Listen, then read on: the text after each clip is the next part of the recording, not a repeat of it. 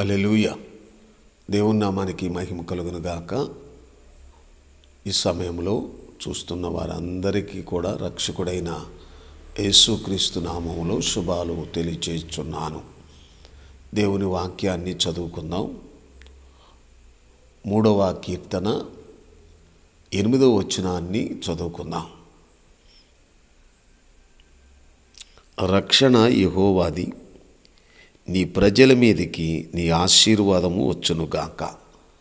దేవుడు తన పరిశుద్ధ వాక్యమును మన వెనుకడిలో దీవించి భద్రపరచునుగాక. ఆమేన్. ప్రభునందు ప్రియ దేవుని బిడ్డలారా, విశ్వాసులారా, ఈ సమయంలో దేవుని వాక్యము ద్వారా దేవుడు మనతో మాట్లాడుతున్నాడు. రక్షణను అనుగ్రహించేది దేవుడు, రక్షణ ఇచ్చేది ఆయన.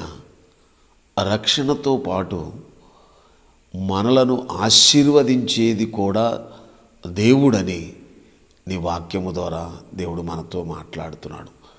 ఆయన మనల్ని రక్షించి మనల్ని విడిచిపెట్టడం లేదు. ఆయన ఆశీర్వాదముతో మనల్ని నింపుతూ ఉన్నారు. కనుక వాక్యములో ఉన్న సత్యాన్ని గ్రహించి వాక్యానుసారముగా ముందుకు సాగాలని ప్రభునాను బట్టి తెలియచేస్తూ ఈ మాటలు ముగిస్తూ ఉన్నాను.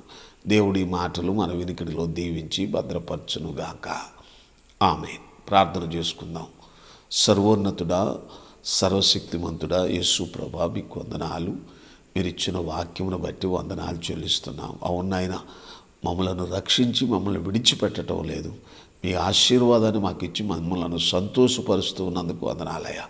అట్టి కృప నిత్యము నీ వాక్యం వింటున్న బిడ్డలందరి మీద దేవా నిలిచి ఉండినట్లు నీ కృప చూపించమని యేసు నామములో అడిగి ప్రార్థిస్తున్నాము తండ్రి. ఆమేన్.